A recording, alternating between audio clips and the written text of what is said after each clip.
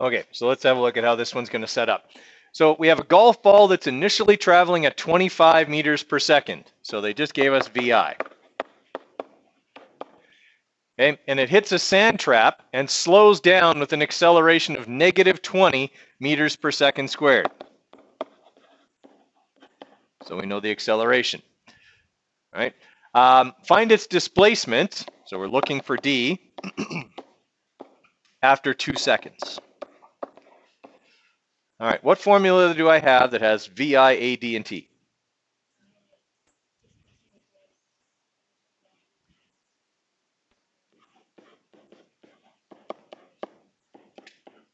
Right, this one. Okay, D equals VI times T plus 1/2 AT squared. Right, that's the formula, okay, that has all the stuff I have in it. And for this example anyway, doesn't require me to manipulate it. It's already set up for D. We're going to look at how to manipulate it for all the other parts in a minute.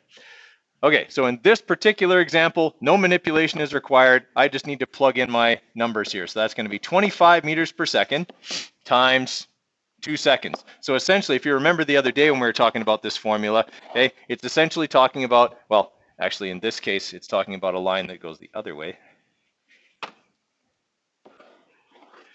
Okay, like this. Okay, a line that goes like that. So right now, the VI times T is essentially calculating part of the area underneath the line.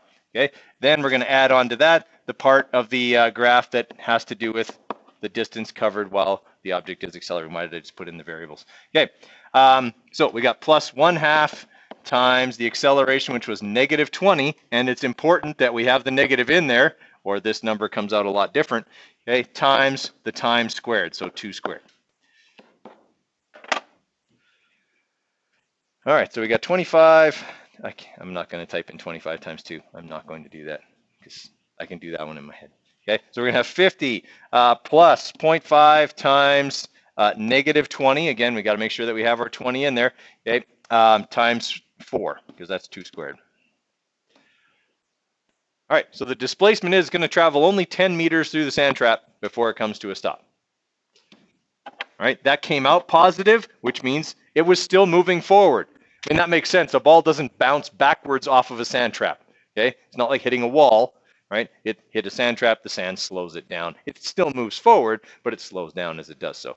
Everybody okay with that? Yes? Okay.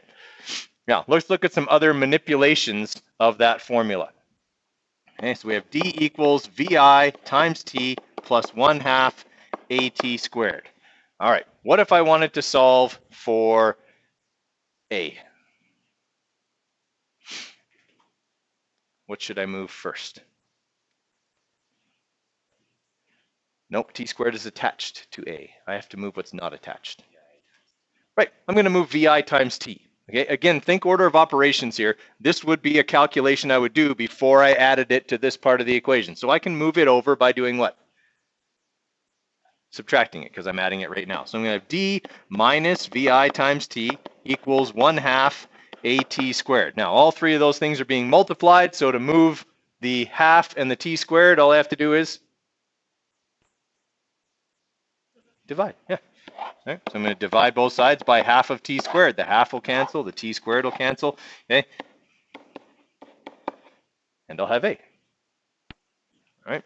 Just following my regular algebra rules. I moved what wasn't attached first. I did the opposite. I did it to both sides. Everything ends up over there except for A. Everyone all right with that manipulation? All right. What if I wanted to solve instead for VI? What would I do then?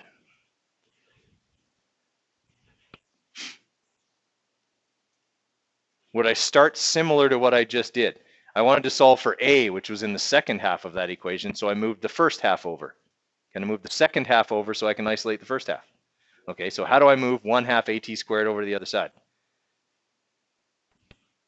Right now I'm adding it, so I should subtract it. Okay, so I'm going to have D minus 1/2 AT squared, okay, equals VI times T.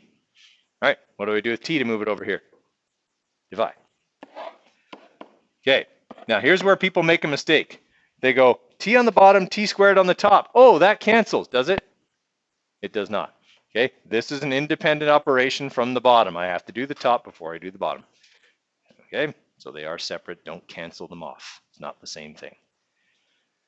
All right, now the tricky one. T's in two places in this formula, isn't it? Okay, that presents a bit of a problem. Anyone recognize this form of equation? If you've taken Math 20, it should look at least somewhat like something you've taken. Yeah, it's a quadratic formula. How many people remember or have taken the quadratic equation already? Okay, this is why you're actually not required in Physics 20 to manipulate this formula for T. We can't guarantee that you've actually taken Math 20 when you're taking Physics 20. So you're not required to do this, but I'm going to show you how anyway, okay, just for the sake of showing you. And I always have to, it takes me like 10 minutes to remember how to do it myself, so I have my cheat notes here, okay, because I don't teach math, and like quadratics, the last time I did that, well, I was your age. So, you know, we had just invented the wheel. Okay. All right, so I've got to isolate here for t. So this sets up like a quadratic equation. So that would be that we would have ax squared plus bx equals c. Okay, that's kind of like your basic quadratic kind of formula. All right, c is essentially distance. Okay, bx is vi times t. Okay, and ax squared is at squared. Now, I realize we have a 1/2 in here, and we'll take care of that in a little bit. Okay, so we're setting this up so that it's going to be like this formula. Right? What I want to do is essentially get everything on one side, so this equation equals 0. So I'm going to have ax squared plus bx, and then I'm going to have plus c. I know that seems weird, but plus c equals 0. Okay, so I'm setting it up like that. It's going to equal 0. Okay, and then I can start isolating x, which means I got to like multiply everything through and do all that like foily junk. Okay, so what I'm going to end up with, and I'm skipping a few steps here because you guys obviously don't have to do this, okay, is I'm going to end up getting x to look like this. Okay, so x is going to be negative b plus the square root of b squared minus 4ac all divided by 2a. Okay, and once you have this all through, that's kind of how it looks. I know it's strange right now. Okay, now I've got a 4 and a 2 here. Okay, can I make that smaller? I've got a 4 on the top and a 2. They're both being multiplied by a. Can I change that? Okay, it's important because in my original formula there was a 1/2 in front of at squared, so I've got to pull the half out of both of these. So that's going to make this just a and this 2a. Okay, so what I end up with is this. Okay, x is going to be negative b plus the square root of b squared minus, 2ac, not 4. I'm just taking that out. 2ac over a. All right. Now, when I substitute back in for the variables from my formula, okay, that's going to be x was t, right? And so that's going to be negative. Whoa. I don't want that opening right now. Negative vi plus the square root of vi squared minus 2ad divided by a. Okay, so you have to do the quadratic thing. That's how it ends up. You're never going to have to do that in Physics 20. Okay, I'm never going to set up a question where you have to solve that formula for t, because again, I can't guarantee your math teacher, who would explain this way better than I just did, has taught you that yet. Okay, that's why I don't teach math. I can sort of do it if I write it down and take 10 minutes to do it. Okay, but I'm not very good at explaining how it works. That's where you end up anyway. Are you relieved you don't have to do that? Good, so am I. Okay, so anyway, that's what we end up with, okay, on that. All right. You don't have to manipulate for t on any of these. So try 1 and 2. Okay, still that formula. Okay, still d equals vi times t plus 1/2 at squared. Okay, just you're manipulating for some other part of that formula. All right, give you a couple minutes on those. All right, so our first one, again, we don't have to manipulate it. It's asking us for the displacement. It tells us the initial velocity, okay, is 3 meters per second. It tells us the acceleration is 4 meters per second squared. They're moving in the same direction. They're both down the slope. Okay, we're looking for the displacement after 5 seconds. So just plugging in numbers here, we have 3 times 5, so VI times T, plus 1/2 times 4 times our time, which was 5 squared. Okay.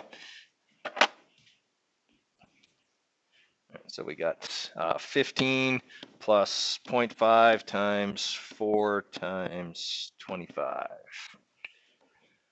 Okay, so it's going to be 65 meters down the hill or down the slope. Okay, they just say down. Should say down slope because it does mention a slope in here. Okay, so 65 meters down slope. All right, how many people have done number 2? Okay, tricks in number 2. Units, right? They give you the speed in kilometers per hour and you need it in meters per second. They give you the time in minutes, you need it in seconds. So you got a couple of conversions you have to make. This ends up being 27.7, is that right? Okay.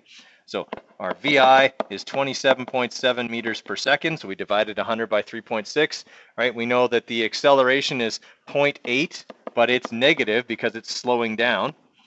Meters per second squared, and that's going to happen over 60 seconds. All right, so again, we're looking for D, so it's just a matter of plugging in our numbers here. We're going to have 27.7 times 60 plus 1/2 times 0.8 times 60 squared. All right, so obviously 0.8 is not a huge acceleration. It's actually quite small. And it's 27.7 repeating, wasn't it? Let's put a bunch of 7s in there. Okay, times 60, and it gives us that, plus our 0.5 times 0.8, sorry, negative 0.8. I forgot to write that, should be negative 0.8 over there, times 60 squared. All right, so it's going to travel 200, and actually we only have 2 significant figures here, so 2.3 times 10 to the 2 meters. Okay, so that's supposed to be negative there. Okay, if I don't make that negative, how does that number, if I forget to make that negative, how does that number change? Yeah, it's huge. Okay, it'll become really, really big because it says you're speeding up instead of slowing down, right? And so the distance traveled is going to be a lot greater, right? Those are little things to watch for. Whenever you solve a question, always make sure the answer makes sense within the context of the question, okay? Applying the brakes should not make you travel like 3 kilometers, okay? Usually that's not what happens when you apply the brakes, right? So just little things like that. Answers should make sense within the context of the question.